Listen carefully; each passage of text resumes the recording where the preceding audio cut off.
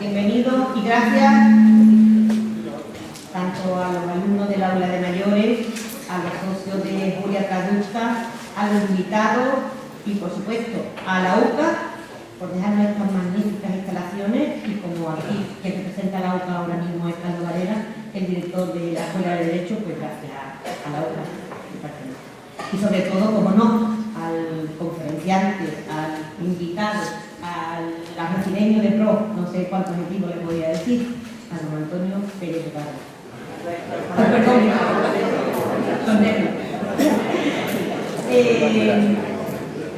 Quería hacer una breve historia, un breve repaso de qué han sido nuestras conferencias, las conferencias de la Asociación Julia Traducta.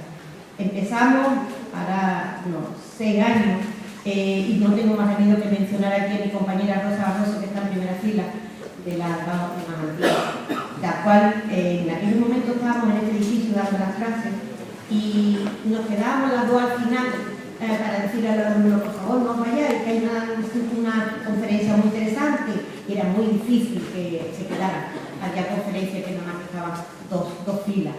Luego fueron pasando los años y fuimos convenciendo y se empezaron a quedar más. Y llegó un momento en que la sala de posgrado, en este mismo edificio, se nos quedó pequeñita y nos tuvimos que marchar a la 07. Y resulta que llegó un momento en que también se nos quedó pequeñita y tuvimos que pasar así. Luego nos hemos mudado al edificio de Madrid. Y ustedes sabéis que las conferencias nuestras estaban después de clases, siempre a las 7:30. Pero había muchos alumnos que se quejaban por razón, que viven en la fuera de la oficina, en nuestro municipio, y se les parecía muy tarde, pues salían de aquí a las 7:30 y perdíamos la cantidad de alumnos que les interesaban las conferencias.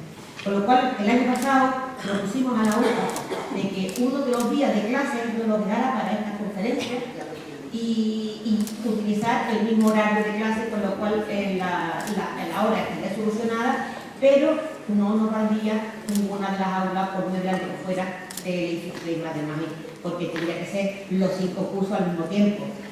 Por lo tanto, tuvimos que solicitar que a partir de ahora serán las charlas, el horario de clase en este salón de arte.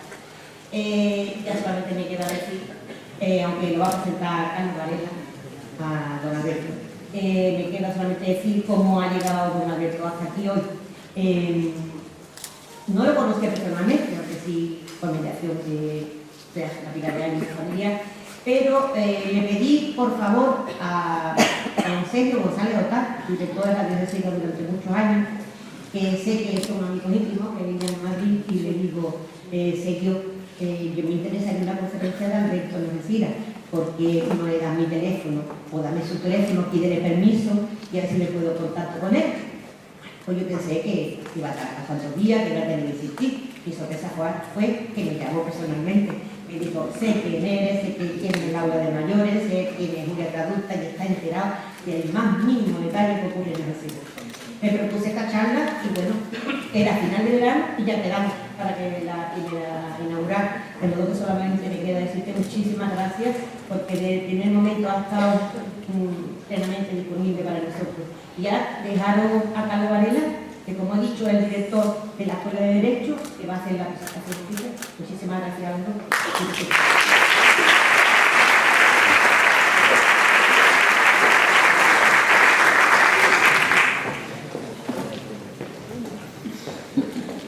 Gracias, Victoria. Buenas tardes a todos.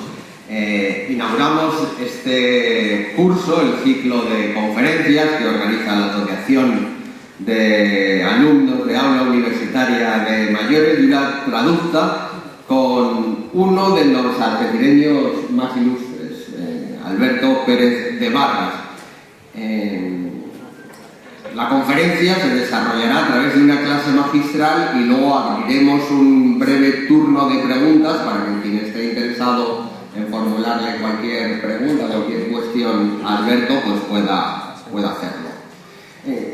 Yo a Alberto le conozco desde hace muchísimo tiempo a través de mi padre, pues yo creo que fue un amigo común quien a finales de los años 80, quizá a principios de los 90, os presentó y desde ese momento se forjó entre vosotros una profunda amistad y por ese motivo tú, Alberto, siempre has estado de una manera o de otra presente en nuestra familia. Para nosotros, Alberto Pérez de Vargas siempre ha sido Alberto el de Algeciras. El de Algeciras porque para una familia como la mía, que estaba sentada en Madrid, pero que procedía de un pequeño pueblo de Valladolid, perdido casi, ahora no creo que tenga más de 100 habitantes en estos momentos, bueno, pues para nosotros que mi padre tuviera un amigo de Algeciras era algo pues casi extraordinario. No conocíamos a nadie de Algeciras y yo, que por aquel entonces vivía plácidamente en la capital, jamás pensé conocer después de Alberto a ninguna otra persona que fuera de Algeciras más. Paradojas del destino, tiempo después el trabajo en la Universidad de Cádiz me trajo aquí hace ya casi 20 años y ahora para mis amigos de Castilla yo también soy Carlos, el de Algeciras. En eso nos parecemos. Donde no nos parecemos tanto es en la notoriedad. Alberto es archiconocido en Algeciras. Por eso cuando Victoria Guerrero, la presidenta de la asociación Julia Traducta, me propuso hace tiempo presentarle, pensé que mi papel en este acto era absolutamente prescindible.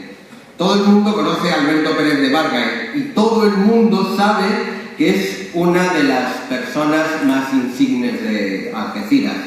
Es licenciado en Matemáticas por la Universidad de Madrid y por la Universidad de Ginebra, en Suiza, y desde muy joven, desde 1975, ganó la cátedra en Matemática Aplicada y desempeñó esa cátedra, primero en Córdoba, luego en Alcalá de Henares, donde también fue decano de la Facultad de Ciencias, y fundamentalmente en la Universidad Complutense de Madrid, desde el año 1981 hasta el año de su jubilación, en el 2012.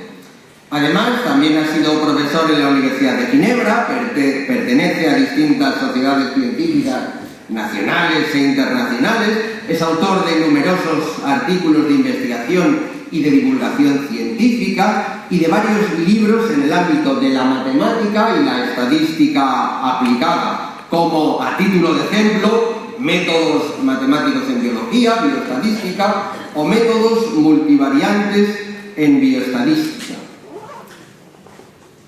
Sin duda, todos estos méritos son más que suficientes para justificar la presencia de Alberto Pérez de Vargas hoy aquí. Pero no es su exitosa carrera académica la que le hace estar hoy con nosotros, sino su aguda visión de la sociedad en la que vivimos.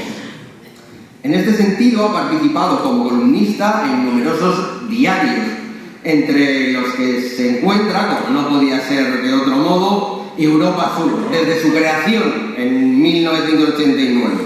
En el seno de este periódico, en los últimos años, nos viene deleitando semanalmente con artículos de corte costumbrista sobre Algeciras, porque Alberto, allá por donde va, hace gala de ser algecireño, y porque para Alberto, Algeciras siempre está en el corazón y en la memoria. Muchas gracias por estar aquí.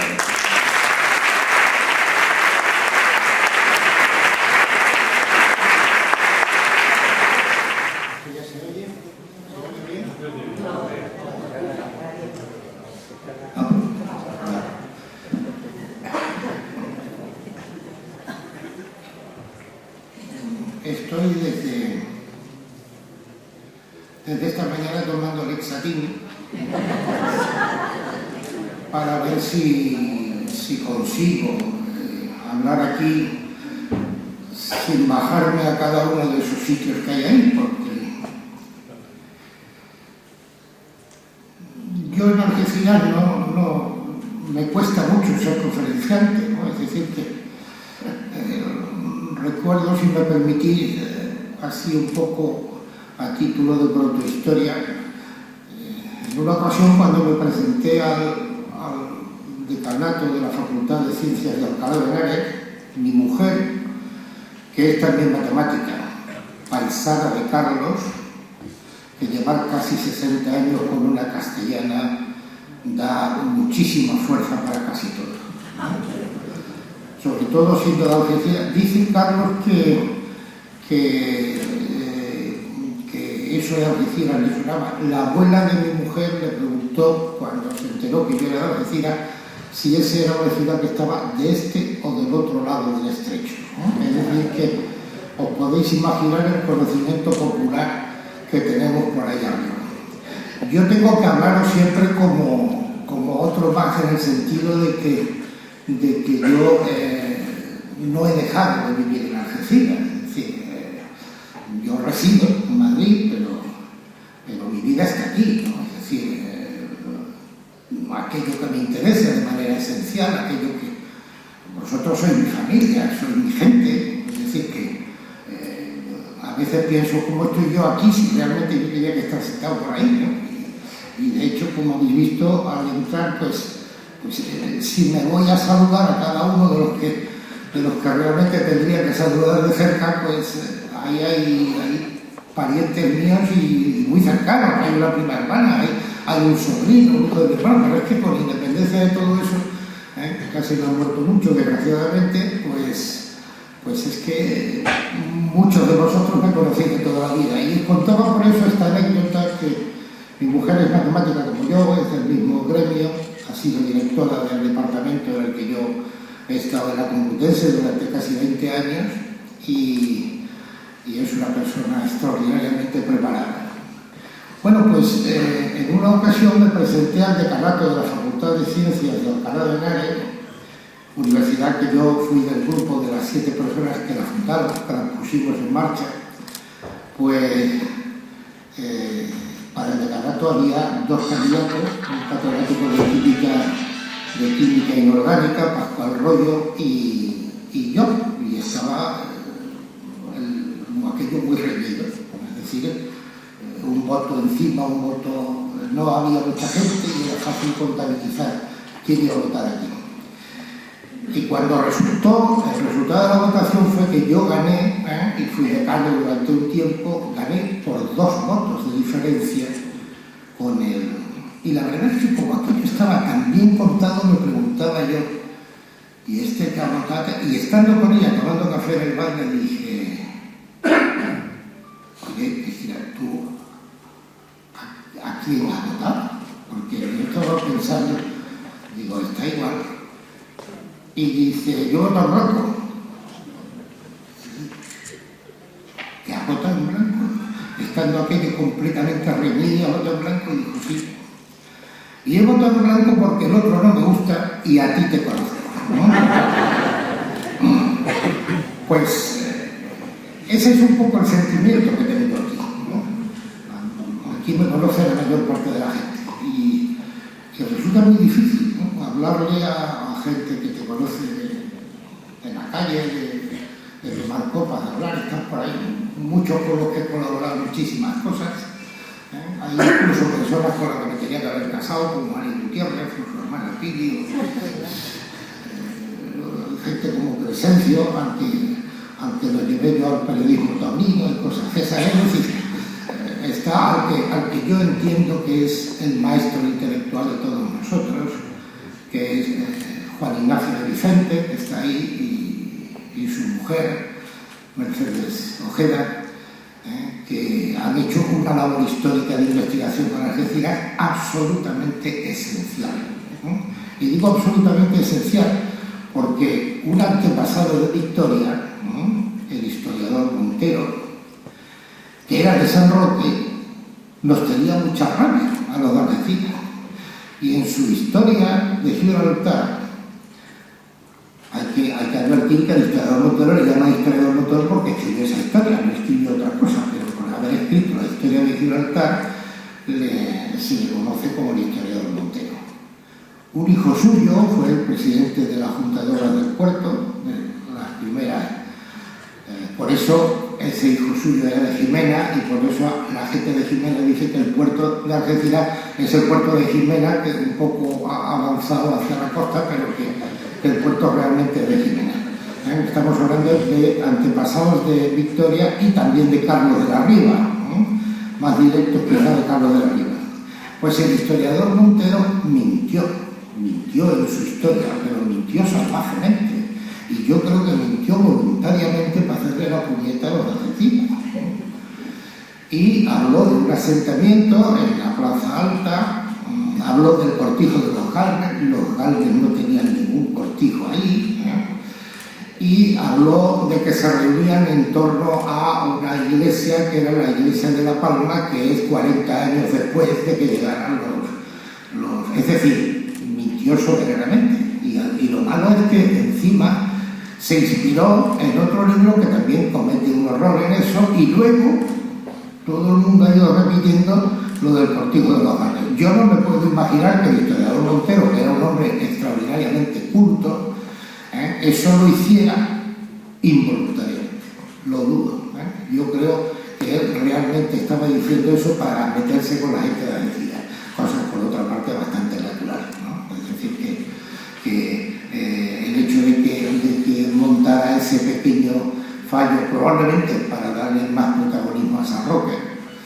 Pues aquí tenemos a Juan Ignacio Vicente, que está ahí sentado, que es el que realmente, junto con Mercedes Ojeda, que está a su lado siempre, ahora también, fueron los que escudriñaron en la historia y pusieron de manifiesto esos pequeños errores que se estaban arrastrando. Y digo pequeños errores porque son errores sin importancia, pero que realmente a mí no me sorprende. Yo, por ejemplo, a la hermana de Ani, a Pili Gutiérrez, que hemos estado enamorados todos siempre de ella, pues una de las cosas que más le reprocho es que se casara con uno de la niña, ¿no? Es decir, que después de que estábamos todos de Algeciras enamorados de ella, se casara con uno de la niña. De manera que estas pequeñas cosas que tenemos entre los pueblos, pues también se reflejan en esas historias. Yo quisiera ser lo más breve posible, y para ello lo que voy es a decir en síntesis una serie de ideas, algunas de ellas las reflejaré allí, para que luego haya la oportunidad de profundizar. Pero claro, estoy ante un público que no es un público profano, es decir, no es un público al que yo le estoy descubriendo nada nuevo. Probablemente vaya a escuchar algún detallito que no conociera, pero claro, es que hablaros de Algeciras a la gente de Algeciras, pues no deja de ser pintoresco. Yo, como no he dejado de vivir aquí, a pesar de los años que llevo, y es cierto lo que decía Carlos, su padre, el profesor Esteban Breda Mateo, fue un estrechísimo colaborador mío en la creación de lo que hoy es la Universidad Europea de Madrid.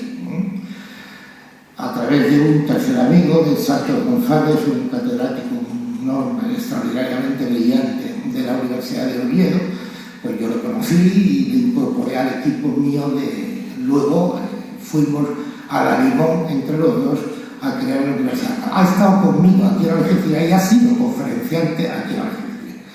Él vino aquí a dar una conferencia que le traje yo para que hablara del catedrático de Derecho Romano de la Universidad Autónoma, para que hablara del proceso de Jesús en la tertulia cofrade de la Levantada. Y a pesar de que estos no saben que era Algeciras, el profesor Varela, en la calle Trafalgar, en un sitio que yo quería mucho, está por ahí, José Luis se llamaba ese bar de la calle Trafalgar, allí se encontró con una novia que él había tenido en su juventud, en su pueblo, en Casasola, en Valladolid. De manera que no te vayas a creer que aquello fue tan agente. Los expatriados de Castilla y León. De manera que yo lo que os digo, voy a dar una serie de ideas, algunas lecturas y otras en imágenes, para que nos centremos un poco en lo que yo quisiera transmitir, que son fundamentalmente muy pocas ideas. Una, que estamos en un lugar maravilloso. Mucho más de lo que nos imaginamos. Desde el punto de vista histórico, la historia no comienza en el 711, cuando entran el Islam, o cuando entran no iba a decir los árabes, porque los árabes eran bereberes fundamentalmente, que no son árabes. No empieza la historia ahí, a pesar de que políticamente nos han tratado de presentar una historia iniciada por el Islam, ¿no? Ahora están surgiendo algunos descubrimientos, entre otras cosas, sobre el hecho de que lo que era la Villa Vieja no es la Villa Vieja, sino la Villa Nueva, y que primero estuvo poblada en la parte nuestra de aquí en lugar de la parte de abajo. Y otras cosas, muchas más, que podrían hablarse desde el punto de vista histórico. Hay personajes, no solo de aquí, sino de otros sitios, de lo que podríamos llamar la Preandalucía. Ha habido dos emperadores romanos, Trajano y Adriano, que eran de Itálica. Ha habido un preceptor como Séneca, pero también ha habido un algecireño como Pomponio Mela, un historiador absolutamente de referencia, que es naturalmente de la época de Cartella, es decir, es contemporáneo de Jesucristo, ¿no? Y era romano. Y esta zona, además, fue zona romana en el sentido de libertas, que decían los romanos. Es decir, Cartella fue una ciudad completamente integrada con todos los derechos en el imperio romano. Hay una historia que precede a la historia del Islam, pero desgraciadamente, pues yo creo que más bien políticamente es otra cosa. No sé si hay alguno que lo ignora, pero Blas Infante era mi tío, ¿no? Blas Infante se llamaba Blas Infante Pérez de Vargas, era primo hermano de mi padre, y pertenece a mi familia, y yo conozco muy bien la obra de Blas Infante cuando era un absoluto desconocido por razones de índole familiar. La historia de las salvajadas que se hicieron en nuestra guerra, antes y después y durante, llevan a la anécdota que alguna vez lo he señalado, de que Blas Infante, como sabéis, lo mataron en Sevilla, por orden en ese momento de los invasores, que estaban asociados políticamente, por decirlo de alguna manera, con el gobernador civil de Sevilla. Pero si en lugar de estar en Sevilla está en Casares, los que lo matan son los otros, ¿no? Porque a toda mi familia fueron los otros los que lo mataron en Casares. Así de salvaje puede ser una cosa de ese tipo, para que dependa de dónde te pille, para que te maten unos u otros, ¿no? Pues la figura de Blas Infante, que no era un nacionalista, en contra de lo que en algunos momentos se quiere hacer ver, Blas Infante era el típico anarco-andaluz, ¿no? Es decir, ese hombre que se levantaba absolutamente rojo por la mañana porque había visto alguna salvajada con un obrero del campo en las plantaciones que había en Casares, en el latifundismo de Casares, que en parte se debía mucho a los dueños de todo aquel territorio, eran de mi familia, eran sus familiares. Lo mismo se rebelaba contra eso que se rebelaba contra otra cosa, como nos pasa a los andaluces en general, que podemos tener dos signos distintos en función de lo que en cada momento nos está ofendiendo. Blas Infante era un libertario, un anarquista, de ninguna manera un socialista ni un comunista, ni nada de eso que se quiere hacer ver por ahí. Y Blas Infante, que se rebela contra eso, pues era un hombre perfectamente religioso. Sin embargo, le han adjudicado que se convirtió al Islam, cosa que es absolutamente falsa. Yo he dormido en su casa estando habitada por su hija mayor, y en su despacho había no solamente una cruz, sino muchísimos signos católicos, a pesar de su despacho que estaba tal como él lo dejó cuando lo detuvieron. De manera que todas esas falsedades también inciden en el hecho de creer que Andalucía empieza con el Islam. Eso es nada, absolutamente nada. Es decir, hay una historia enorme, extensa, intensa, todo lo que queramos, antes de la entrada de los musulmanes en el 711. Y por lo tanto, no debíamos de creernos, bien que es verdad que durante el Islam realmente el reflejo mundial de Andalucía Andalucía fue extraordinario, pero hay que tener en cuenta que Al-Ándalus no era solamente Andalucía. Madrid, por ejemplo, es una ciudad de Al-Ándalus. Madrid no es una ciudad que existiera antes de la entrada de los musulmanes. Era una ciudad creada por ellos, ni siquiera era una ciudad, era un asentamiento urbano creado por ellos, de manera que Madrid, cuando se incorpora no a la reconquista, sino a la conquista de algún modo, que además un antepasado mío tuvo que ver en eso, con Alfonso VI de León, era una ciudad andalusí, no era previamente no había prácticamente nada en Madrid, de manera que Al-Ándalus no es solo Andalucía, aunque ciertamente aquí es donde estaba el verdadero brillo. Almanzor era de por aquí, era de las orillas del río Guadiaro, cuando estábamos hablando de la Cora, de la provincia islámica de Algeciras. Y Almanzor sí que naturalmente pertenece a la cultura del Islam, que fueron cultos aquí, no es que vivieran cultos, es que realmente fue en Andalucía donde nació esa cultura. Pero es que de todo eso nosotros, este campo de Gibraltar, que no nos podemos remontar, también esto tenía que ver con Tartesos, estamos hablando de las civilizaciones fenicias, de cuando veían esto como el jardín de las Hespérides, de eso también ha hablado alguna vez Juan Ignacio. Es decir, ya entonces para los griegos, para los viajeros griegos, esto era un paraíso, y sigue siendo. Y no os detengáis jamás, perdonad el tuteo, pero no lo puedo hablar de usted, no os detengáis jamás en los dirigentes, en los administradores públicos, en los políticos. Eso no es Algeciras. Esos son señores que en un momento determinado están democráticamente o no, porque lo de la democracia es un cachito de la historia, que ahora queramos borrar todo lo que no es democracia, cosa bastante absurda, porque es una propia contradicción. La democracia debería admitir incluso lo que no es democracia para ser realmente democracia.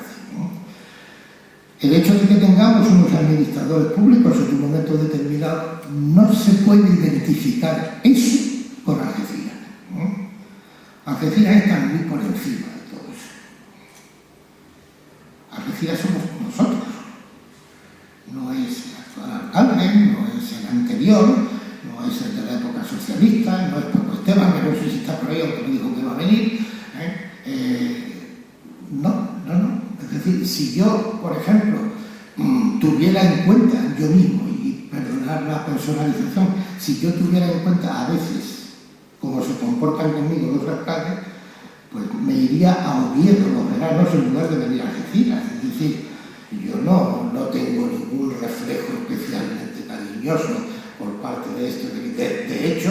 De hecho, yo que soy más bien de tendencia liberal, realmente en la época de los alcaldes socialistas es cuando más veces me han requerido para intervenir en cosas. Me requirieron para la conferencia de apertura de la Fundación José Luis Cano y para muchísimas cosas, porque también di el pregón de la Ortigada, aquí donde me veis, además vestido con traje académico y en latín. Eso os puede hacer ver algo extraordinario. Yo me vestí con un traje académico porque yo no sabía de qué disfrazarme. Y me habían dicho que yo tenía que dar el pregón de carnaval, lo tenía que dar disfrazado. Y claro, yo no estoy en el ámbito de los disfraces y no sé cómo se hace eso. Y además me parece que para eso hay que tener mucha gracia, tener una especial estilo, etc. Pero claro, como estaban empujándome a que pidiera a pregonar la Ortigada, yo me vestí de traje académico y dije, ¿de qué hablo yo aquí? Pues se me ocurrió. Me acordé, por casualidad, de que el libro de Aristóteles y luego el de Plinio el Viejo tiene un capítulo dedicado a las ortigas, y es una edición bilingüe, de manera que viene en latín y en castellano. Y dije, eso de carnaval, yo me pongo el traje académico y suelto una buena parte del pregón en latín. En San Isidro, yo creo en un estrado subido, don Antonito Quirós, que desgraciadamente ya no está con nosotros, Jesús Melgar, que presentó aquello, pues yo en un momento determinado empecé a hablar de las ortigas en latín. Yo cuando empecé a hablar en latín dije, aquí saliendo y que veremos a ver qué pasa. Pues estuve 10 minutos hablando en latín y allí no se oía ni una voz. Un silencio. Y cuando terminé, una ovación de esas cerradas como no podéis imaginar. Y me dije a mí mismo, estamos en Algeciras. Esto no es posible en ningún lugar del mundo. Fue un éxito clamoroso, o sea, no me sacaron a hombros de milagro. Y yo además seguí el discurso diciendo, ya hablando en español, pero diciendo, bueno, como habéis oído y tal, refiriéndome al contenido del discurso, al que todo el mundo, y ya estaba todo el mundo bebiendo en la calle, etcétera, no era un salón como este que está la gente recogida.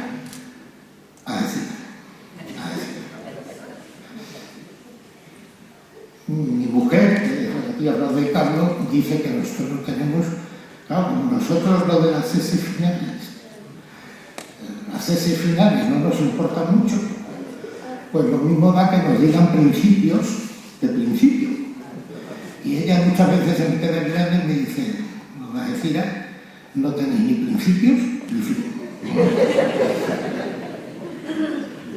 Claro, que ha contemplado algunas de nuestras sobremesas. El grupo nuestro en Madrid se llama Yasira, ¿no? El grupo que nos reunimos de vez en cuando en dos restaurantes distintos. Uno, el que tenía Pepe Moreno en la Capilla de Europa, que tiene un restaurante en Madrid, y otro del hijo de Adolfo Montes de Publicidad Montes, que tiene otro restaurante en Madrid, que se llama El Señor Martín, que es un restaurante muy prestigioso. Allí nos vemos. Somos unos 14 o 15 en el grupo. Solo 4 somos de Algeciras. Solo 4. Y hay uno que ni siquiera estaba aquí nunca. Eso es representativo de Algeciras. Eso es representativo de Algeciras. Es decir, esa capacidad de absorción nos hemos pasado la vida conquistando a nuestros conquistadores.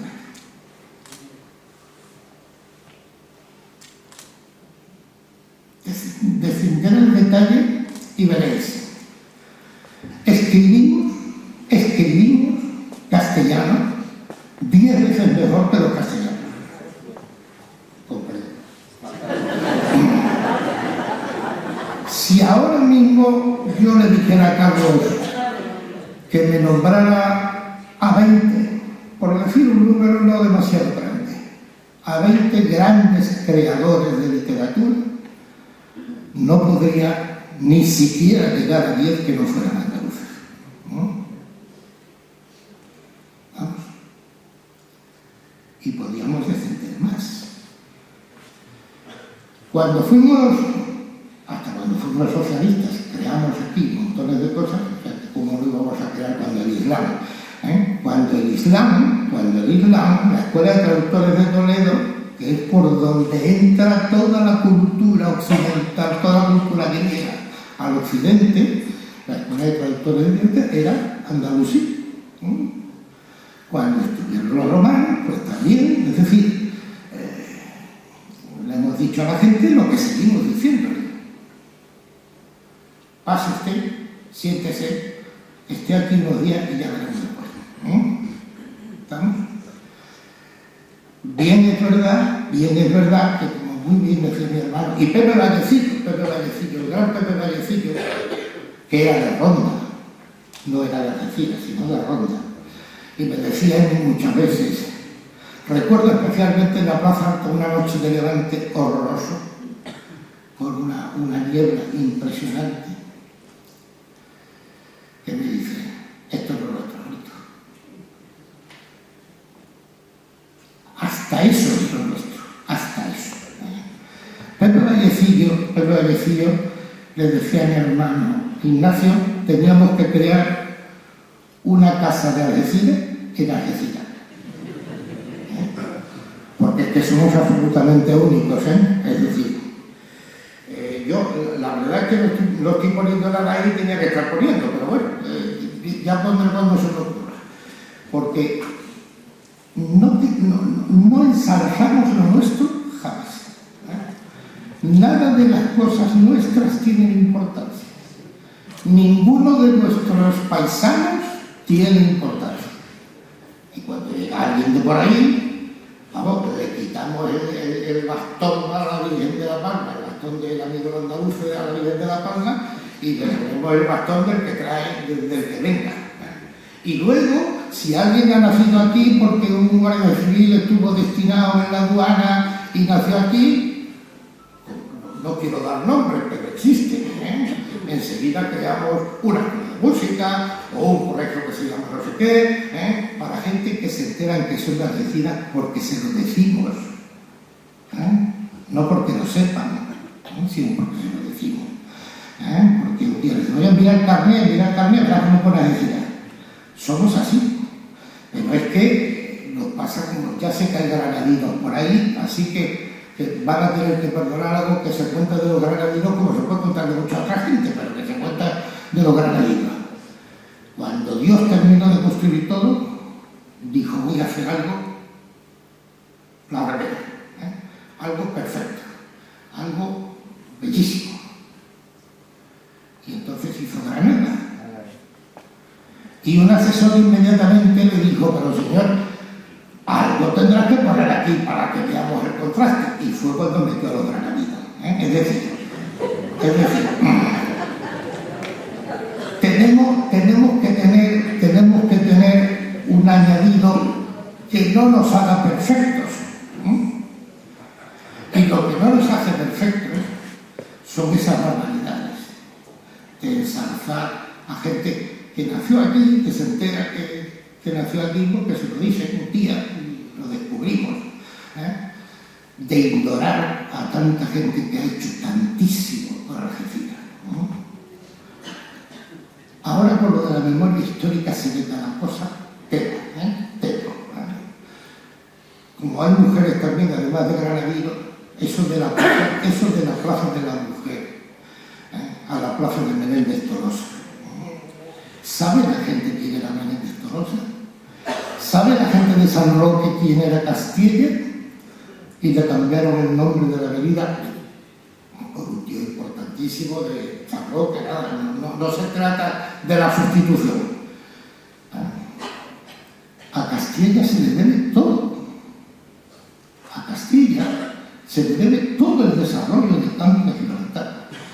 Castilla era bilbaíno. Y la refinería estaba proyectada para instalarse en Bilbao. Y él obligó a CEPSA a construir la refinería en la bahía de Algeciras. Y a toda la industria que hay en San Roque. Y le han quitado el nombre a la avenida de Castilla de San Roque. Menéndez Tolosa, esa plaza se llamaba de Menéndez Tolosa porque el ambulatorio que hay ahí, él fue el que propició su creación y su funcionamiento. Aparte de haberse integrado aquí de una manera total, su hijo mayor, desgraciadamente ya desaparecido, se casó con una chica de aquí, de Alsina, de un médico, se integró completamente aquí, hizo maravilla en la línea, en Algeciras, en toda la comarca. Pues ahora ya la plaza no se llama de Menéndez Tolosa, sino de la mujer. Y ojo, que ha sido un ayuntamiento del Partido Popular, nada de Podemos ni nada por el estilo. Aquí da igual derecha, izquierda que centro, porque lo que hace falta son, como decía el amigo de Don Mendo, lo que hace falta son piñones. No del PP, ni del PSOE, ni del nada, sino somos así. Es verdad que ahora nos basamos en el asunto de la memoria histórica y tal, dejamos que nos controlen y que nos administren gente que no saben nada de aquí, nada. Yo me encuentro con cada cosa. Bueno, ha estado años la bandera de Algeciras ondeando, como la de Ucrania, al revés. policía municipal, el apartamento municipal de Los Pinos ha estado años con la bandera de Argentina en la puerta de la policía municipal, con el amarillo abajo y el azul arriba, como la bandera. Yo he visto en actos solemnes aquí en Algeciras, y uno lo hace mucho, tocar el himno nacional y después el de Andalucía. Y le he tenido que decir al alcalde ese día, le dije, en la misa el cura es el último que sale. El monaguillo va adelante. El himno nacional se toca el último. No se toca antes que ningún otro. Y es que, como decía un gran profesor mío, Felipe Calvo, vienen con siglas de presente a destruir siglos de historia. Es decir, y nos lo tragamos todo, nos tragamos que nos tienen la calerilla, que nos tienen el otro, nos tragamos todo. Pero es porque no somos perfectos. Porque tenemos un clima, no es culpa nuestra, por supuesto. Tenemos un clima que si uno se pone a mirar lo del clima y dice, me decía Sergio González Otal, mi gran amigo Sergio González Otal, que estuvo haciendo un viaje por el Caribe y dice, pero no salí del barco. Dice, porque tal vez tiene su nombre, la humedad que había habido, el calor que había habido. Aquí tenemos un clima que nos permite convivir con la humedad maravillosamente bien. Tenemos unas condiciones naturales extraordinarias. Es verdad que Algeciras está completamente destrozada, pero eso es culpa de nuestros administradores y de nuestros técnicos de la época, también de los arquitectos municipales, que en su momento pudieron evitar muchas barbaridades. Tuvimos dos envites enormes. Uno en los años 50. En los años 50, cuando desapareció el protectorado español en Marruecos, además de Pepe Ojeda, que vino entonces para acá, y de otros muchos, el del Taxi, Salvador el del Taxi, mucha gente que vino con sus propiedades de allí o con sus oficios de allí, vinieron aquí a trabajar, aquí a invertir, aquí a abrir negocios. Aquí se trasladó muchísimo de una manera brutalmente rápida. Por un notario, Lucena Conde, un solo notario en todo el pueblo. Que digo yo que ganaría ya para los restos, y para un solo notario a total. Con un solo arquitecto municipal. Y aquí se improvisa lo que hizo falta. Porque en todas partes existe hoy he intervenido dos veces en radio y ya no me acuerdo si he dicho las cosas aquí o aquí, pero en algún momento he dicho, yo que he vivido muchos años en Ginebra, con todo lo que es Ginebra, con todo el desarrollo de Ginebra, con todo lo que son las relaciones internacionales, en Ginebra hay una vieille ville, la ciudad antigua, el casco antiguo, que está absolutamente intacto. No hay necesidad de destruir las ciudades para crear otras nuevas. Probablemente sí hubo que tirar la perseverancia para crear las palomas porque era más cómoda, seguramente. Pero no hay que poner una calle ancha como la que tenemos, en las que hay 4 casas como la de Salas y algunos más que son capaces de haberse mantenido. Yo a veces, cuando siento mucha nostalgia de mi calle real, hay que ver la calle real como está. No sé si a algunos se le ha ocurrido pasar por allá otra vez. Y hay que ver cómo era en mi infancia y en mi juventud. Yo he vivido en Algeciras en 2 ejes fundamentales. El de la calle Real, que era la calle principal de Algeciras, cuando se creó, cuando se diseñó el Verbum y todo lo que diseñaron Algeciras, la unión de la Plaza Alta con la Plaza Baja, atención, la Plaza Baja, no el barrio de la Caridad, bendito sea, pero a quién se le ha ocurrido eso del barrio de la Caridad. Pero si es que el barrio de la Caridad contiene a la capilla de Europa. La capilla de Europa está en el barrio de la Caridad, en el diseño del barrio de la Caridad está la capilla de Europa, que es la ermita alrededor de la cual se creó. Y el paseo marítimo, el paseo ex marítimo, es decir, fue marítimo. La marina, los callejones, aquí habla la gente de los callejones, mi madre se ha tenido los callejones, pero ¿qué nombre de la calle? Pero es que se puede inventar. Es que hay alguien ha dicho, yo prefiero no entrar en, alguien ha dicho que está documentado.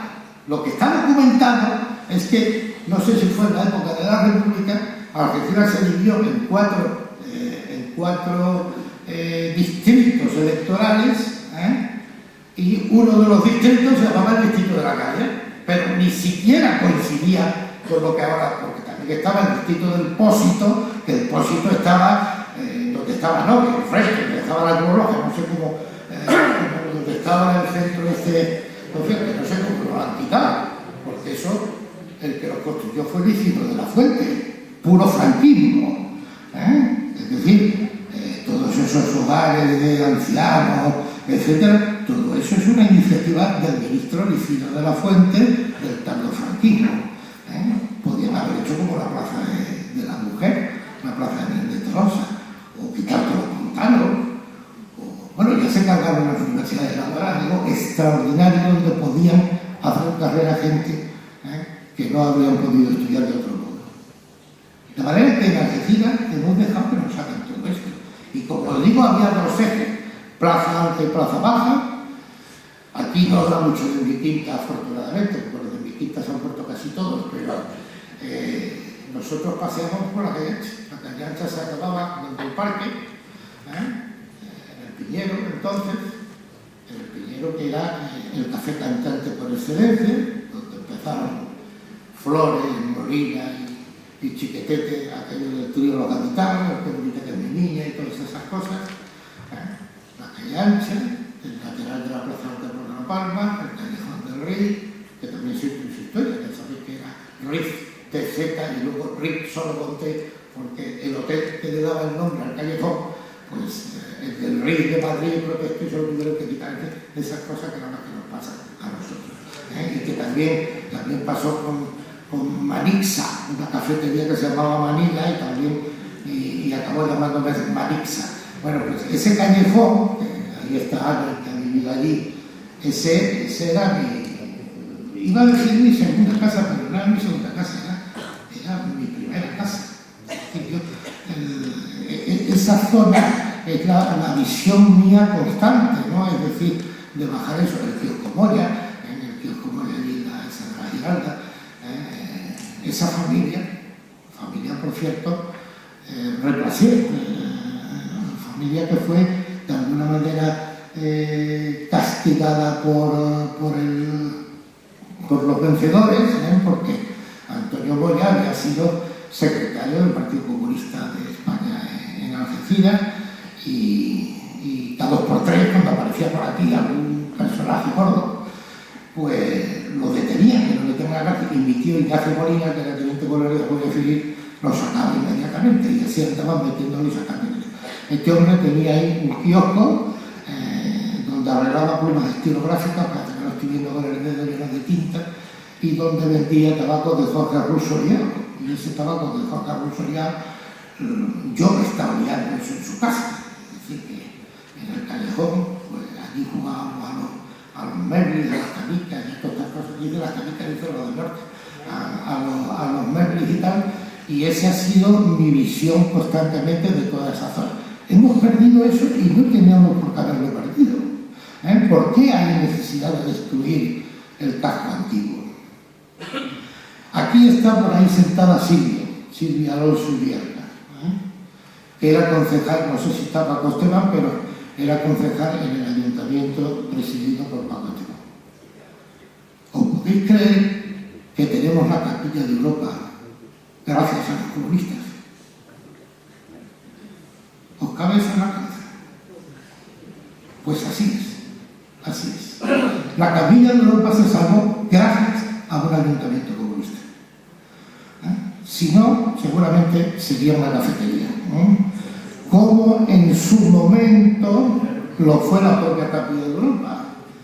La Capilla de Europa fue una tienda de es que no sé cómo se dice, maderería, un almacén de madera, de los Cervera. Bien es verdad que los Cervera dicen que montaron un almacén de madera porque así desviaban la atención respecto al hecho de que fuera un lugar religioso y lo pudiera. Es posible, es posible. Pero también la capilla del Cristo de la Alameda, no de la Caridad, la capilla del Cristo de la Alameda, yo la he conocido como un taller de arreglo de electricidad de automóviles. Pero os repito, esas son nuestras sombras para que no seamos perfectos. Pero por lo demás, a mí me cuesta mucho trabajo imaginarme un sitio como este. Me cuesta mucho trabajo. ¿Cómo podemos dar con un lugar, con el clima, con los alrededores, con la montaña detrás?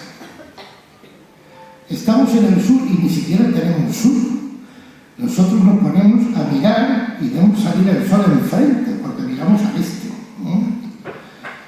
Miramos a volvernos al oeste. El sur somos nosotros y el norte pues casi no existe.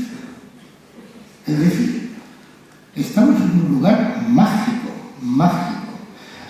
con unas condiciones climatológicas y de ambiente y de todo tipo que es imposible encontrar en ningún otro lugar del mundo. Yo quería, como siempre me pongo a hablar y ya no sé ni lo que hago, pero voy a ver si puedo, vamos a ver esto si funciona, porque igual no funciona así. Seguramente sale algo, ¿no?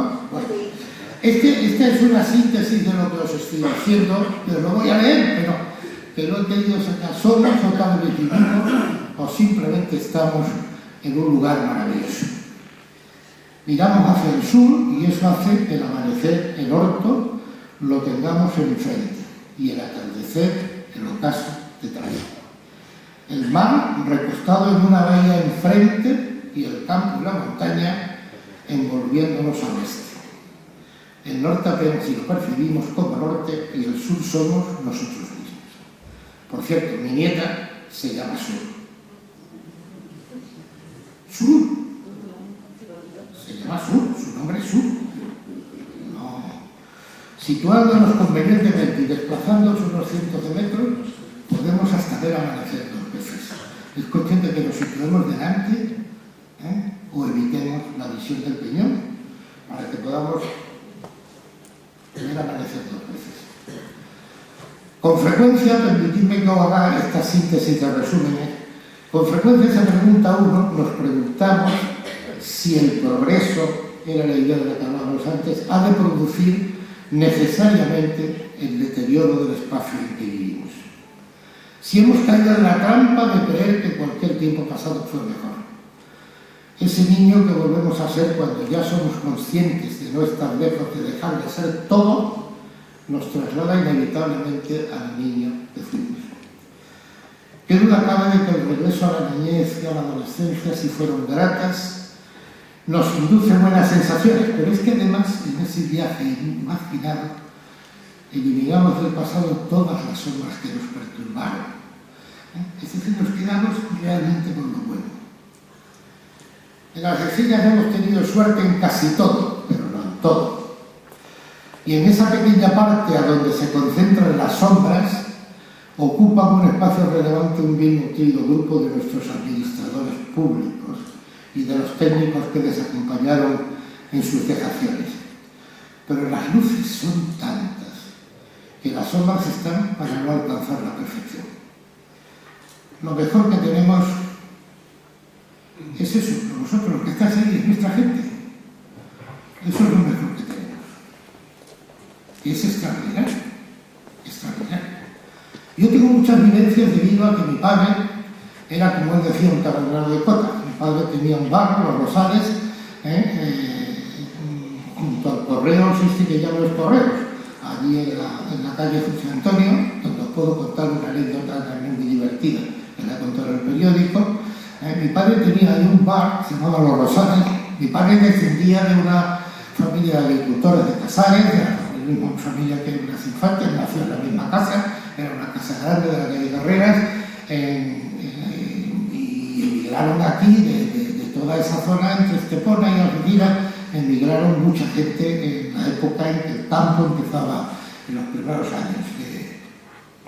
Bueno, el que no tenía ni la menor idea del mundo de la hostelería, mi abuelo tenía lo que llamaban entonces una fábrica de luz, es decir, una especie de generación de energía allí en Casares, y como él estaba acostumbrado a administrar, pues vino aquí, se colocó en la corsera y luego le dejaba el dinero y montó un bar.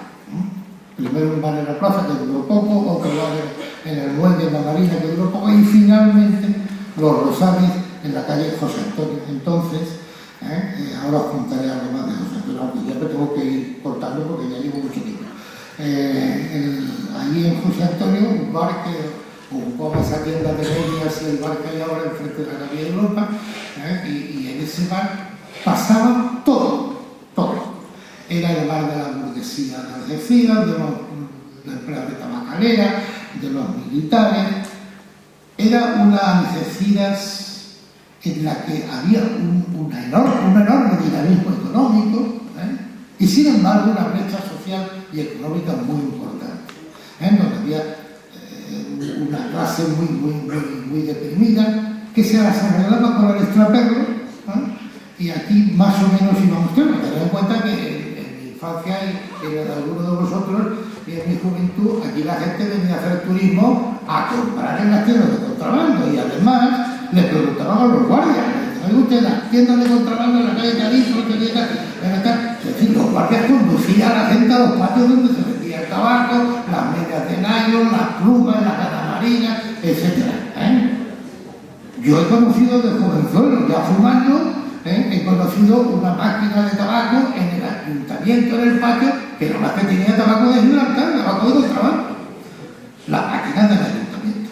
Eso era absolutamente admitido, que formaba parte del contexto natural de desarrollo, que había un turismo del extraperlo, es decir, la gente venía aquí a comprar, y naturalmente yo cuando estaba estudiando en Madrid me encargaban de todo.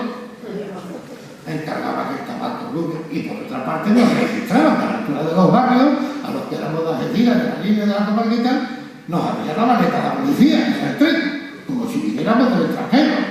En los barrios, nada más pasar por ahí ya con el tren salía a las 8 de la estación marítima y llegaba a decir a las 12 o a la 1 del día siguiente.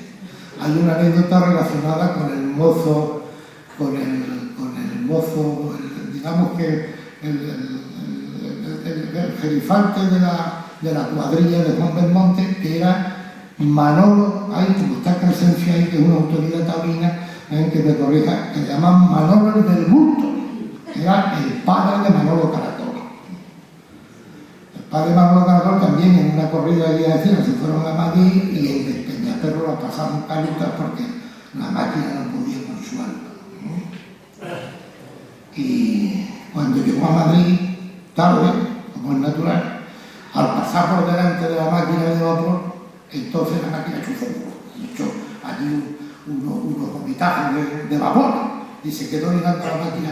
No puedo decir lo que dijo, pero dijo: cojones en Peñaperro. Es decir, que en esa época los de Algeciras, lo mismo que yo ahora me siento orgullosísimo, porque ahora mismo Alberto simplemente, ahora todo el mundo me conoce por Alberto, es casi sinónimo de Algeciras. A mí, en Madrid, como pasa en Algeciras, me llega inmediatamente, me llaman 27 tíos. Estoy absolutamente identificado con Algeciras, hasta puntos verdaderamente anecdóticos, ¿no? Me acuerdo Carlitos Vergara, el director de Radio Algeciras, director de Algeciras, cuando iba a Madrid siempre se enfadaba conmigo porque decía que llegaba allí. Quiero aquí esto para tinto de Valdepeña, joder, no que me lleve así, que aquí teníamos el Mesón Algeciras, que algún día tendré que empezar a escribir la historia del Mesón Algeciras de Madrid. Durante 10 años estuvimos haciendo erizadas de carnaval, con cosas, con gente de carnaval que iban desde aquí, de Algeciras, con excursiones que iban desde aquí. Cerrábamos las calles alrededor del Mesón Algeciras, que era un bar cutre, igual que mi padre era un bar cutre. Pues en ese bar cutre alrededor, aquello hasta arriba, miles de personas. Por cierto, allí le presentamos a Carlito Vergara, le presentamos a su mujer, en el Mesón Algeciras. Y a mucha gente, allí se conocía a mucha gente, porque allí, y además aquello, se llamaba el Mesón Algeciras, era de la comarca, allí había de absolutamente, allí el anecdotario era infinito. Lo mismo que el anecdotario que se puede contar de los Rosales. Bueno, yo lo que quería era enseñaros algunas fotos, porque ya no da para más, estoy hablando, ya me he pasado un rato, tenía que haberme callado ya, pero... algunas fotos, no por nada, sino para que se estará viendo bien, supongo, para que veáis algunos detalles. Fijaros en la siguiente, en esta diapositiva, eso es lo que veían los viajeros. Eso es lo que veían los viajeros que venían de Oriente Medio, de Oriente cercano, y con lo que se encontraban era de ahí lo de las columnas de Hércules. Imaginaros la escena que naturalmente está en la mitología y en todas partes, porque era realmente algo insólito, increíble, y que hubiera todas las leyendas del mundo inventadas respecto de ese, pues era natural. Bueno, pues yo ya lo dije aquí en un pregón, esto de Pangea, que significa en griego todo tierra, es como estaban los continentes, pues hace de 225 a 200 millones de años, como estaban los continentes. Yo he dibujado en esa imagen un circulito, que veréis. Fijaros que ese circulito está donde estamos. Es decir, así como cuento, que no lo leí porque ya no da tiempo a leerlo, pero así como cuento ese choque que había tremendo cuando los científicos querían explicar las cosas, cuando el racionalismo, todo lo querían explicar por parte de la lógica científica, de lo que se ve, de lo que se pacta, de lo que se toca, de lo que se contempla, y no querían de ninguna manera acudir a la figura de Dios, pues había empeños verdaderamente tremendos, ¿no? Y uno de ellos pues se produjo en un matemático llamado Laplace, que cuando le mostró su mecánica celeste a Napoleón, pues Napoleón, que ya los asesores lo habían preparado, le dijo a Laplace, qué curioso, profesor, ¿cómo es posible que no haya usted recurrido, probablemente por primera vez, porque Newton recurre y muchos científicos recurren, cuando no sabían cómo explicar las cosas, decían que eso era la providencia, que eso era Dios, que tal. Y Laplace en ningún momento hace eso, y entonces Napoleón le dice, ¿cómo usted no ha recurrido nunca a Dios? Y una respuesta que hay a un matemático israelí, que es una respuesta muy matemática, pues Laplace contestó, pues Sire, como contestaban entonces cuando hablaban con una gran figura, no he necesitado utilizar esa hipótesis, la hipótesis de la existencia de Dios. Sin embargo, Lagrange, uno de sus maestros, le dijo, pues es una pena, porque es una bella hipótesis, la hipótesis de Dios. Yo sí utilizo la hipótesis de Dios. Y me imagino a Dios poniendo los dedos ahí, en ese círculo, y separando los continentes, y ahí es donde estamos nosotros. Es decir, que seguramente si aquí hubiera algún científico racionalista me diría, a contar a mí que si los dedos de Dios, yo le diría, bueno, pues demuéstrame lo contrario, ¿por qué no? ¿Por qué no voy a recurrir a esa hipótesis? Será hipótesis poética, no hace falta que sea porque sea creyente, ¿no? Puede ser una hipótesis divertida, pero es que ahí no sé si os dais cuenta, este es el continente africano, esto sería Eurasia, y en este circulito, supongo que se está viendo ahí la flecha también, en ese circulito, o la flecha no, en ese circulito, pues estaríamos más o menos donde estamos ahora. Bueno, pues la geodinámica de la separación de los continentes es como están, como veis ahí que se produce. Veis que hay a la izquierda, se van separando los continentes y todo parece como si ocurrieran las cosas desde donde estábamos nosotros.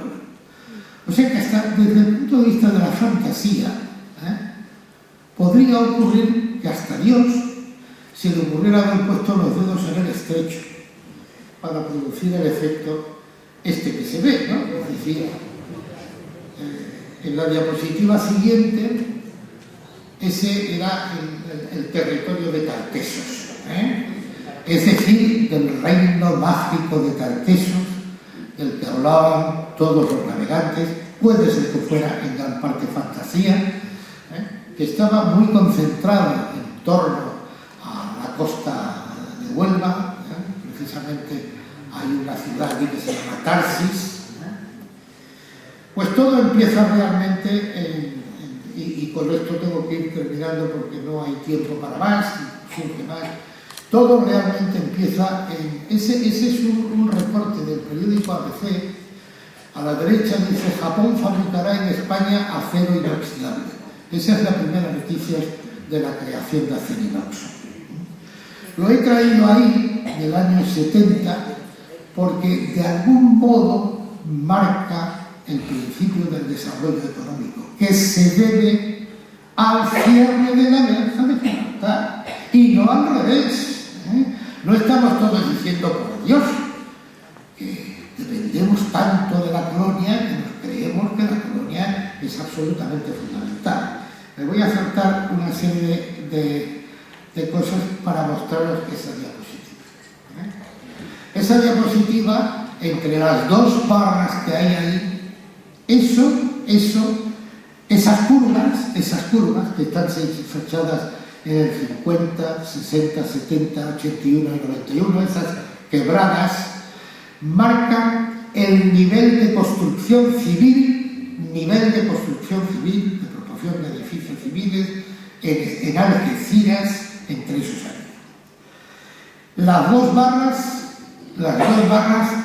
separan más o menos 1968, el cierre de la verja, con la apertura en 1981. La quebrada de abajo es la quebrada que corresponde a la línea y la quebrada de arriba es la que corresponde a Algeciras. Como veis, entre esas dos barras, las rectas son prácticamente paralelas y en ambos casos crecientes. Es decir, no se produce ningún efecto negativo, sino todo lo contrario. El cierre de la verja fue el gran milagro para que la comarca arrancara. Si no se hubiera cerrado la verja, todavía estaríamos en la marina, vendiendo plumas estilográficas y medias de nylon.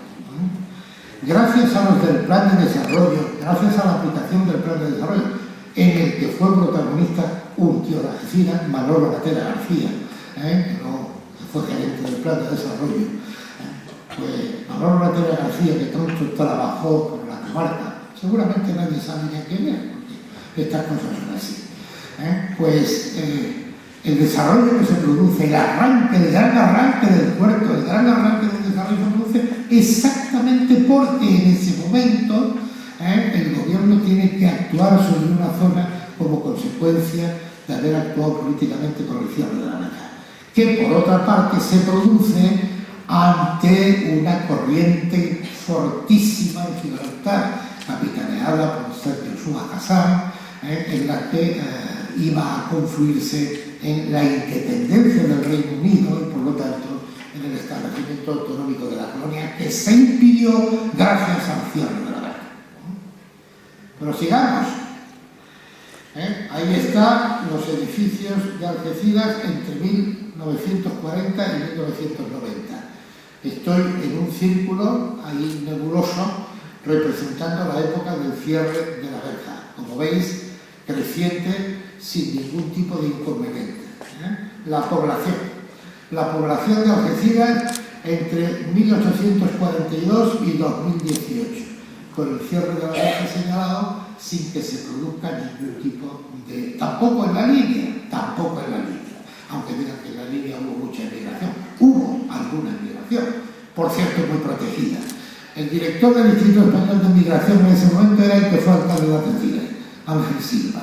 Yo tuve muchas entrevistas en aquella época porque el padre de una niña gay, que es prima hermana mía, mi tío Juan, emigró entonces a Australia. Y yo, por encargo de mi padre, estuve hablando allí en el Instituto Español de Migración porque todos se fueron colocados, con los que emigraron, los que no fueron indemnizados, etcétera, al cierre de la guerra. Y naturalmente que produjo un trauma familiar de muchos tipos, entre otras cosas, porque muchísimas mujeres que iban al servicio de las casas de Gibraltar acababan casándose con el hijo del propietario.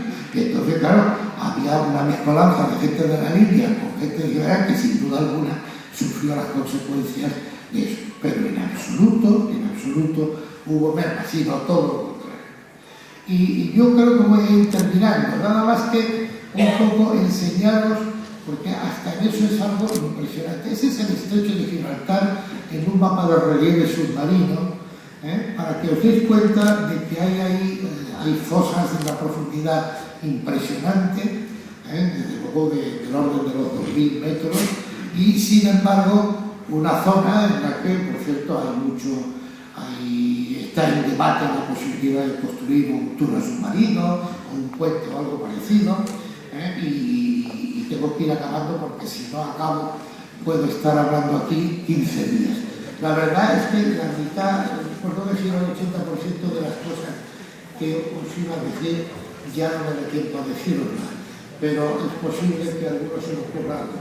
Y no sé si algún día quizá alquilemos la Plaza de las Palomas y nos liemos a hablar hasta que llegue la feria, porque realmente hay tantísimo que decir, pero que os quede en la cartera, que os quede en el fondo de vuestro corazón, que os quede. Que estamos en un lugar maravilloso, que somos gente maravillosa, que cualquiera que viene aquí entra llorando y también sale llorando, que los defectos que tenemos, nuestros políticos, toda esta gente que nos gobierna y que nos avisa, son porque algo tenemos que tener malo, si no esto sería como lo de los granaínos en Granada, es decir, algo tenemos que tener que resulta un poco chocante, y que por encima de todo estamos nosotros, el pueblo, no quienes nos administran, que en un momento pueden caernos bien, mal, molestarnos, portarse mal, yo qué sé. Yo he tenido muchísimos desaires, muchísimos. Si yo tuviera en cuenta lo que han hecho algunos alcaldes en el comportamiento conmigo, pues sería un mal hijo, de mi pueblo, que nada tiene que ver con quienes lo gobiernan. Y permitidme, no tengo más remedio que cortar porque si no me van a echar.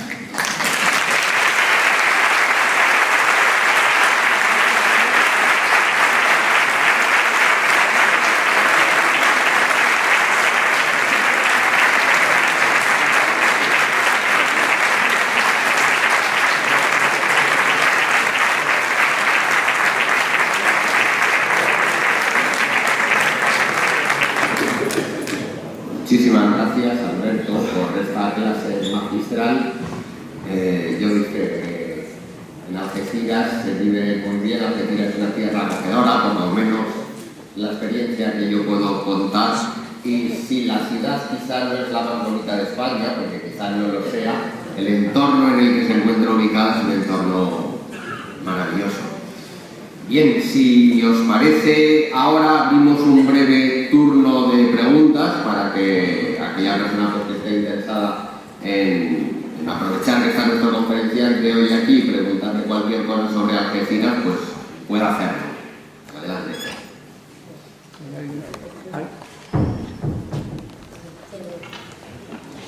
Yo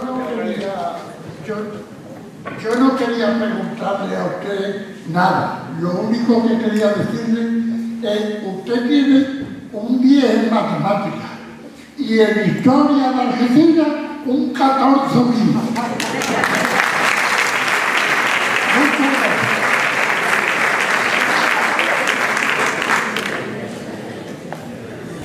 Yo la verdad es que somos especiales. Y además somos especiales porque somos especiales. No porque hubo un vino especial, ni porque hubo una cosa especial, ni un impuesto especial. Es que somos especiales. Es que somos especiales. Y habría miles de cosas. Y eso que usted dice, unos detalles de por qué somos especiales. Habré dado aquí en Algeciras, yo creo que no me falta casi nada. 2 veces pregones de Semana Santa, no he dado el pregón de feria, pero casi todo. Me han hecho socio de honor de los antiguos alumnos salesianos, de la Peña Miguelín, de la Peña El Churmo, de todas partes he tenido todas las bendiciones del mundo. Jamás me han llamado para hablar de matemáticas, que es lo que lógicamente, vamos, de hecho del Colegio de los Pinos, Los Pinos es un colegio admirable, Ángel Sáenz, su director, es una persona admirable, como Roberto Godino, que está sentado, que yo espero que se acuerden de él cuando nombre el próximo cronista oficial de Algeciras, y que se acuerden también de José Ignacio de Vicente, y que se acuerden de José de Manolo Corral, de tantos y tantos a los que se les debe todo. Y que se acuerden de ti. Yo ya estoy fuera de servicio. De esa gente a la que se le debe todo.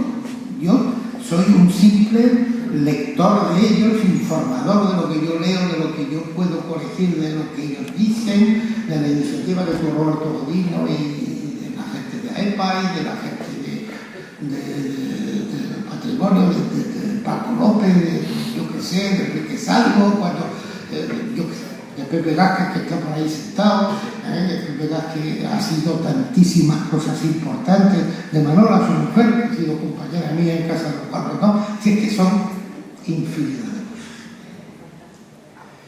Y sois vosotros los que para no duda.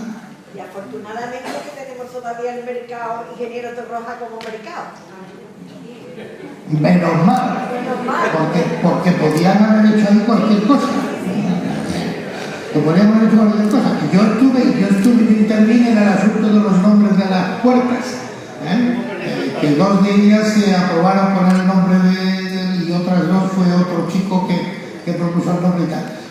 Y tantísimas cosas. Pero tenemos que estar por encima de eso. Es decir, no debemos caer en la tentación de creer que Algeciras es el alcalde tal, o la concejala cual, o el consularío tal, Algeciras está por encima de eso. Es decir, si a mí el alcalde de Algeciras me hace un desaire, al día siguiente me llama para que venga algo y vengo. Porque a mí me trae sin cuidado que me haga todos los desaires del mundo. Cuando decía, hay un alcalde que decía que yo quería enredar, no voy a tener más remedio que recurrir a la falsa modestia, porque, claro, que me dijera que yo quería enredar en la creación de los centros universitarios de Algeciras, a mí que he sido rector de 3 universidades, que he abierto la Universidad de Alcalá, la Universidad Europea de Madrid, la Universidad Francisco de Vitoria, que he estado delegado en montones de gestiones de creación universitaria. Decirme que yo quería enredar en los centros universitarios de Algeciras, ya me diréis, pero ¿eso lo voy a tener en cuenta? No, hombre. A mí al día siguiente me llaman para cualquier cosa y en esto. Por eso cuando Victoria me llama, me recuerdo que ella decía, esta mañana me llama María Quirón de Onda Cero y me dice, ¿cuándo te puedo tener? Y le he contestado, aquí está la respuesta, cuanto quieras, a cualquier hora del día y de la noche, disponible para todo, para todo. Vendré siempre que quiera la gente que venga. Haré aquí todo aquello para lo que se me demande hacer. Y me da igual quien mande y lo que me haya hecho, me trae sin cuidado. A mí me importa mi pueblo. No quieres en un momento determinado dirigir esto o dirigir lo otro. Yo ya tengo el ego completamente satisfecho, no tengo necesidad de llenarme de cosas. Pero es que todo se politiza, es como el asunto de hijo predilecto que yo lo sufrí en cierto modo, porque el alcalde entonces de Algeciras, pues eso de que yo fuera sobrino de Blas Infante y yo dijera que los nacionalismos eran un disparate, pues a él le resultaba completamente incompatible y a pesar de las adhesiones estuvo reteniendo. Vamos, yo estuve a punto de renunciar a la propuesta porque fueron presos 4 años dándole vueltas al nombramiento de hijo predilecto. Me da igual, a mí me da igual que me nombre hijo predilecto este o que no me nombre. Yo ya me siento hijo predilecto porque soy hijo de él. Y se acabó.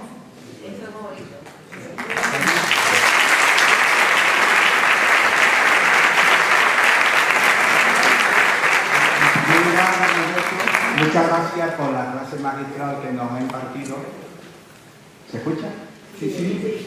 Que ha sido para mí muy amena y muy enriquecedora. Yo tengo una pregunta que hacerle. Todo este cúmulo de experiencia y vivencia que usted tiene sobre Algeciras, ¿tiene usted en mente publicarlo, hacer un libro? Si tuviera tiempo. Tengo un amigo editor que no ha venido porque no ha podido, pero sí va a venir conmigo aquí, se llama Vidal Palentino, de vuestra tierra. Y este lleva, está detrás siempre, ¿qué traemos a publicar eso? Que a recoger, también tengo pendiente, ahí está Marigel Layubo, a cuyo hermano Felipe sobre él tanto escribí yo, que también tengo de alguna manera pendiente hacer, yo qué sé, una cosa biográfica sobre él, porque Felipe Layubo ha sido una de las enormes figuras artísticas que hemos tenido, y a regañadientes, hombre, han hecho cosas en el ayuntamiento, pero no veo lo que les ha costado, ha sido una cosa tremenda en una figura impresionante, porque es que es una figura impresionante. La pintura de Felipe Layubo es algo increíblemente impresionante. Y él como persona, pero bueno, eso es lo de menos, lo importante es la obra. Tenía que haber una sala permanente con las pinturas de Felipe Layubo, permanente.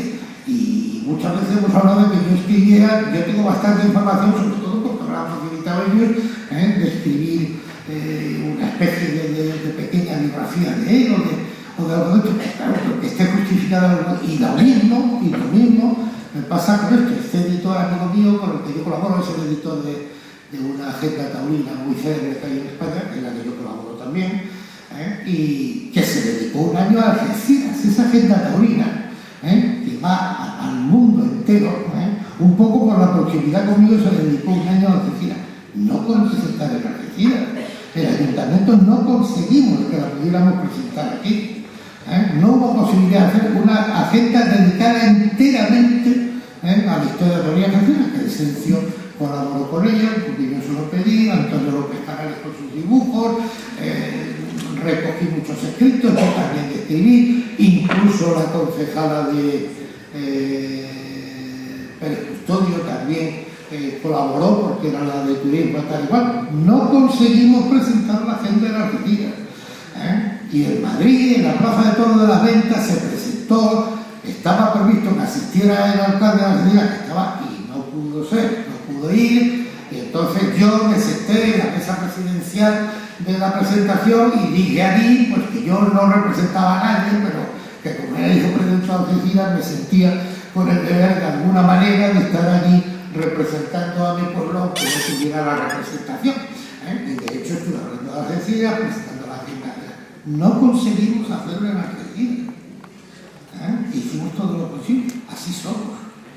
Pero yo voy a reprochar eso, ¿no? Ahora lo voy a decir siempre que pueda, claro, pero no se nos reprocha a nadie. Si a mí ahora mismo, yo no me atrevería a poner un traje de torero, pero si me piden ahora mismo que yo toré en la Plaza Alta, por lo menos salí más o menos, y después me escondo como hizo Paco Ramos. Paquito Ramos, teníamos una fotografía de él en Los Rosales vestido de torero, se vistió de torero, le hicimos la foto y volvió a desnudarse y se acabó. Y todo el mundo que entraba allí decía, joder, este torero yo no lo conozco tanto, no había torero en la vida. Paquito Ramos, su hijo, es que en Los Rosales había tela de telón, en Los Rosales había anécdotas para dar para ganar. Su hijo Paco Ramos, que trabajó en el Banco Español de Crédito, lo que pasa era el casino, hay que ver lo del casino. Si es que cada vez que se le ocurre a uno algo, dice, que ver cómo es posible que esté la Peña de Miguelín cerrada, cómo es posible que la Peña Miguelín, cómo es posible que hayamos tenido un torero del calibre de Miguelín que es muchísimo más de lo que nos imaginamos. En la fiesta de los toros, Miguelín, como me decía Miguel Márquez, era un torero para los toreros, y Miguelín está prácticamente olvidado. Bueno, pues nada, que no, doy una conferencia. Buenas tardes, señor. Muchísimas gracias por su conferencia. Voy muy satisfecha de escucharle, pero desgraciadamente Algeciras todo el mundo no vivimos en el centro y nuestros gobernantes, sea el que sea, tenían que ir por las barriadas porque somos también personas, emigrantes o no emigrantes, porque nosotros también hemos sido muchísimos emigrantes que no hemos tenido que ir de nuestra ciudad. Cierto. Muchísimas gracias y muchas gracias, señor.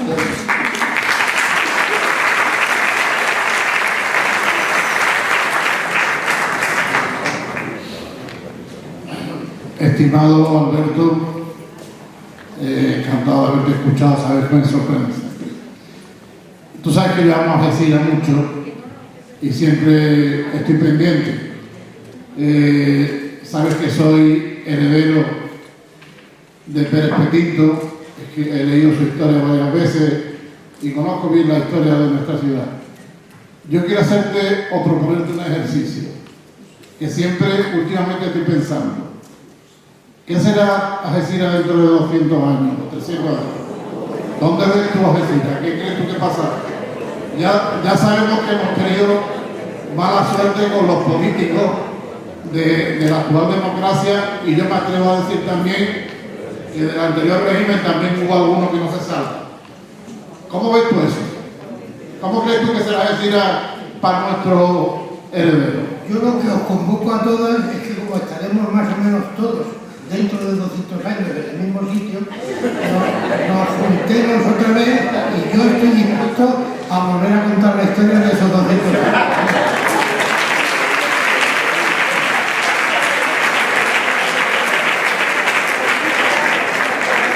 Alberto, ingeniosa salida a mi pregunta, pero no me has contestado. ¿Cómo crees tú a ese ejercicio dónde estará Algeciras? ¿Qué será? ¿Seguirá siendo un superpuerto? ¿Cómo lo ves? Hombre, a lo mejor tenemos la verja en el Toril y a los bobbies británicos desfilando por la cachacha, que será lo más probable. Y el casino ya no estará en el Banco Español de Crédito, sino en el kiosco de lotería de la plaza. O sea que...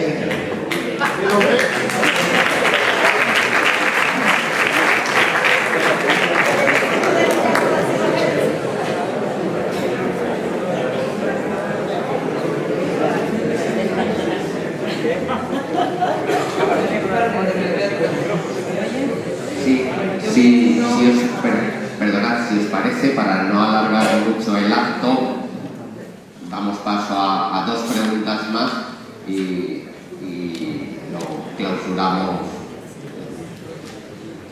Don Alberto, me uno a la felicitación común de todos nosotros. Hay un dicho popular que dice que hay personas que no son profetas en su tierra. Yo tengo la suerte de asistir a que eso no sea realidad en el día de hoy. Y partiendo de otra cosa, usted nos ha dicho que a raíz de la verja, la comarca creció enormemente.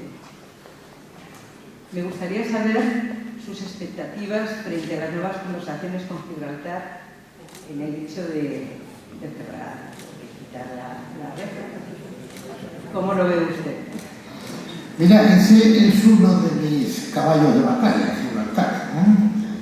Tanto he escrito de Gibraltar y tanto he hablado de Gibraltar, y he dado muchas conferencias en Madrid, y tengo todavía comprometidas algunas conferencias con Gibraltar, que fui citado por los portavoces del Congreso a una comparecencia en la que los portavoces de los distintos partidos estuvieron conmigo hablando, con una señora colega mía, compañera, que es catedrática de Derecho Internacional Público, y conmigo en el Congreso tuvimos una comparecencia en la que hubo preguntas. Allí apareció Gemma Araujo, que fue alcaldesa de La Línea y que era diputada, apareció vestida de mora, porque estaba toda tapada para que yo no la reconociera. Y se puso por allí sentada, pero yo cuando la vi le dije: doña Gemma, bienvenida, y tal, con lo cual pues ella se dio cuenta que no tenía más remedio que darse a conocer. Y me hicieron preguntas de muchos tipos y de muchas clases. Pero Gibraltar no tiene solución. Gibraltar, la única solución es cerrar la reja. No hay otra solución. No existe solución para Gibraltar. Se pongan como se pongan. El otro día estuve en una reunión con diplomáticos, muy valiosos además, porque además las tres diplomacias más importantes que hay en el mundo son la Vaticana, por este orden, la británica y la española. Son los tres cuerpos diplomáticos más listos, más avanzados y más cultos que hay en el mundo. Álvarez, el actual ministro, conoce al dedillo toda la problemática de Gibraltar. Yo he hablado con él del tema, pero es que por independencia de eso era el que estaba dirigiendo el equipo de estudio de lo del Brexit, esta historia, antes de ser ministro. Y en el ministerio hay gente que sabe muchísimo de la realidad de Gibraltar. Pero no acabamos de conjugar el verbo como hay que conjugarlo, porque no es que nosotros dependamos de Gibraltar, es Gibraltar la que depende de nosotros. Pero ese verbo no hay quien lo conjugue, y no hay quien lo conjugue porque hay tal cantidad de intereses económicos y de todo tipo, por una parte y por otra, que todos esos intereses mueven los cabos. Estamos cerca de que se forme el caos, porque es absolutamente imposible que Gibraltar controle las fronteras. Imposible. Y Gibraltar está dispuesto a no dejar que la controle nadie más. Pero gracias a la Unión Europea. Si no fuera por la Unión Europea, aquí pasaríamos absolutamente de todo. Que si las propiedades de Sotogrande, que si las no sé qué, de los ricos de no sé qué, que si bufetes. Gibraltar es una república de bufetes. Es una república de bufetes. Allí mandan los bufetes. Eso de picar, eso son los bufetes. Además, yo eso lo conozco bien, porque yo encima tengo alguna conexión de tipo familiar. Hay personas que se llaman Triay Pérez de Vargas. Triay era es uno de los grandes bufetes de Gibraltar. Los Triay, los que se llamaron los Palomos en su momento, trataron de arreglar la situación que tenían ellos la solución. Por poco no los matan, tuvieron que irse de allí. Los demócratas británicos de Gibraltar les quemaron la casa, les quemaron el bufete, tuvieron que salir de Gibraltar, los demócratas. Porque hay un enconamiento terrible con lo que ellos llaman Corea del Norte, porque nos llaman Corea del Norte a España. De vez en cuando el amigo Picardo, nieto de una señora que se fue a servir a Gibraltar, pues el amigo Picardo, pues de vez en cuando nos dice Corea del Norte, algo de eso porque somos la leche. Y eso no tiene solución. ¿Y por qué no tiene solución? Pues porque si Gibraltar dejara de estar como está, desaparecería. No puede sobrevivir.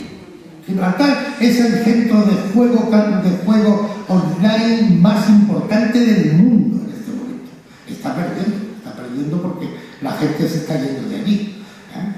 En Gibraltar, cada llanito tiene que fumarse 26 paquetes de tabaco diarios para el tabaco que se consume en Gibraltar. Gibraltar le cuesta 2.000 millones al fisco español cada año. Digo yo que no será mucho más barato darle una pensión a todos los trabajadores españoles de Gibraltar, porque desde luego saldrá. Mi tío, como Jesús, el padre de esa niña que está ahí, fue uno de los que tuvo que salir de Gibraltar cuando la verja. Se tuvo que ir a Australia con el trauma que eso también significa, porque ella sabe muy bien lo traumático que es luego volver aquí, en fin, todo el trauma del mundo. Pero con eso hay que romper alguna vez. Ahora con el Brexit está la gran oportunidad, pero ¿sabéis dónde vende más petróleo del mundo CEPSA? En Gibraltar. ¿Sabéis dónde todas las cementeras de la zona venden cemento? En Gibraltar. Y claro, ahí están los intereses. Pero no tiene solución. Y no tiene solución. Lo del Reino Unido, del Brexit, eso es un disparate de dimensiones, porque no vean la que hay en Irlanda del Norte de América. Bueno, eso como no lo vemos de cerca, pero no vean la que hay allí, que probablemente cualquier día empiecen otra vez el día a pegar tiros y con el terrorismo y cosas similares. Pero lo de Gibraltar no tiene solución, porque para que Gibraltar sobreviva, tiene que estar como está. Si no está así, no puede sobrevivir.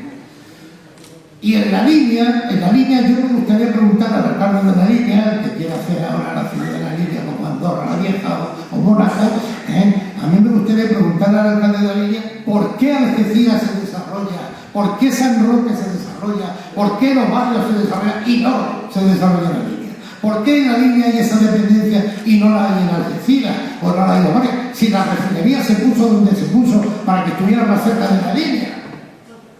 Y todo el polígono industrial ahí se puso donde se puso para que la gente de la línea tuviera mejor acceso. ¿Por qué no? Hombre, porque sale mucho más rentable los 6 paquetes de tabaco diarios, el cartoncito y el choteo. ¿Estamos? Entonces, eso es lo que hay que ver. Vamos a ver, ¿por qué? A mí me gustaría preguntar, porque yo se lo preguntaré. ¿Por qué resulta que esta quebrada está muy por encima de la línea? Si nos da Algeciras tenemos peor situada la industria de la bahía de la línea. Si la línea la tiene mucho más a mano. ¿Por qué? Pues porque, como dijo el presidente Cárdenas, presidente de México, cuando estaba en China, en París, dijo: México, qué pena, tan lejos de Dios y tan cerca de los Estados Unidos. Pues aquí se podría decir de la línea: tan lejos de Dios y tan cerca de Gibraltar. Que ese es el problema de la línea de Gibraltar, no es la línea. No se enteran de que el problema es Gibraltar. Los que tienen, además, de hecho, la generación de la línea ha sido a base de esa dependencia. Han creado ellos mismos la dependencia. Claro que existe la dependencia, pero yo estoy convencido de que si le diéramos una pensión vitalicia a todos los trabajadores, ahorraríamos mucho dinero, con lo que el fisco español, Hacienda, deja con el lucro cesante que hay en el fisco como consecuencia de Gibraltar. Luego te dirán: oye, pero es que resulta que ahí en Soto Grande, pues las viviendas son de los llanitos. Pues chicos, pues que se las compren. No que estén a nombre de los bufetes. En fin, es que si no, empezamos otra conferencia. ¿De qué paraíso fiscal? Que es un paraíso fiscal. Y no creáis eso de la prosperidad compartida. Eso es un cuento, Eso es un cuento. Bueno, pues si os parece,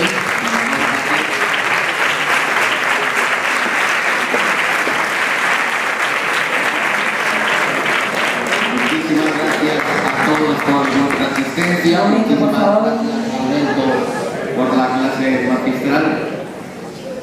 Yo creo que es mejor que venga aquí, que vamos a dar un seco.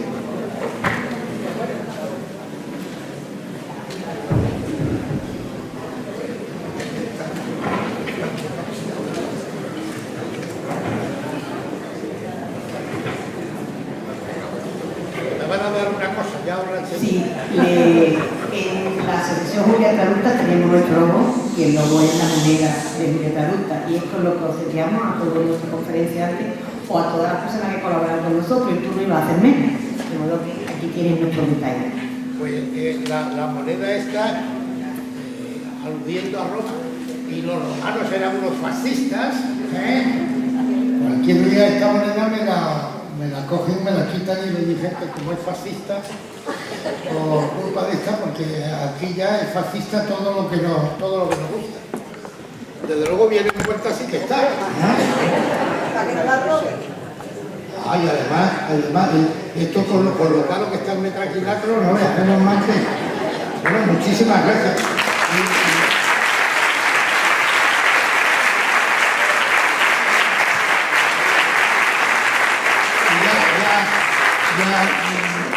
Ya sabéis que no he ido silla por silla porque queda mal, pero ya sabéis que yo formo parte del pueblo, del pueblo. Soy de aquí, estoy dispuesto a todo lo que haga falta. Ya no me queda mucho, porque ya con 80 años que tengo, porque tengo 80 años, no vas a creer que tengo menos. Con 80 años que tengo, de hecho, cuando vengo aquí me voy al cementerio porque me encuentro con mucha más gente conocida. Pero en fin, eso son cosas que tienen que pasar. Y como le he dicho al amigo Ortega, que el amigo Ortega, no sé si sabéis quién es el terror, no sé si ya hay, o se ha ido, el amigo Ortega va a conseguir que el Papa de el Vaticano se dé en Algeciras y se convierta en obispo de Algeciras, porque con la paliza que pega con esas cosas, y como le he dicho a él, en 200 años nos vemos otra vez. Si no nos dejan esto, porque vamos a aparecer zombies, ya no...